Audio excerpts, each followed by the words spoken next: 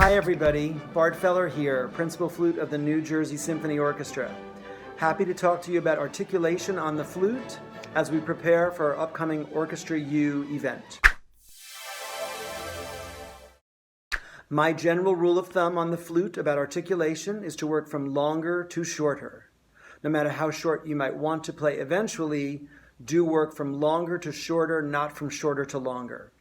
A teacher of mine once said, there are no short notes, only short, long notes. And that's a nice way to think of it. I'm going to start with a D major scale, 2 octaves slurred.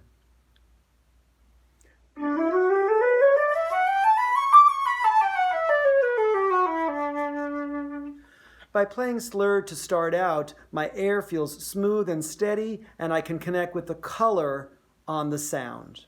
Now I'm going to move to a long articulation. I'm going to be gently tonguing every note, but very long, and still going to feel the airstream behind the tonguing.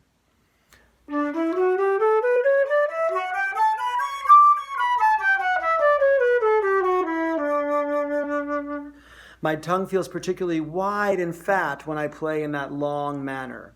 Now I'm going to shorten up the articulation, but here's the key. I'm going to leave my tongue feeling wide and fat. So it feels a little bit counterintuitive, shorter tonguing, but the tongue is still going to feel wide.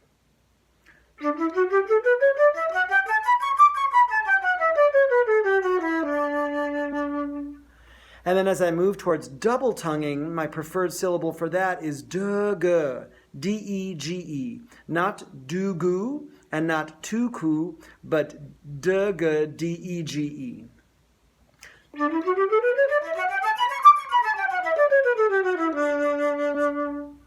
Now I'm going to apply my scale articulation practice to the opening of the Glinka for Orchestra U. First I'll play the material entirely slurred.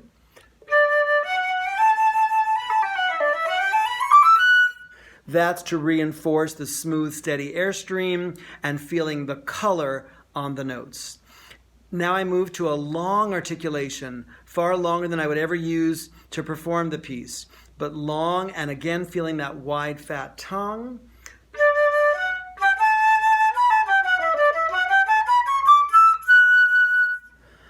And then I move shorter than that, but I keep the tongue feeling wide and occupying space in the mouth. I might even move towards double tonguing with my de-ge syllable.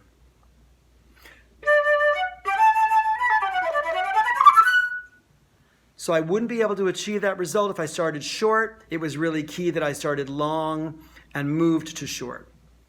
One more word about scales, ladies and gentlemen. Music is made up so much of scales. The vast majority of music is scalar passages. If you don't practice your scales separately and in advance, you'll have to practice them in each piece of music you play, and that's terribly tedious.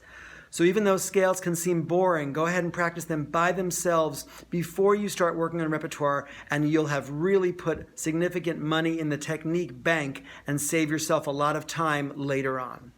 Have fun and good luck.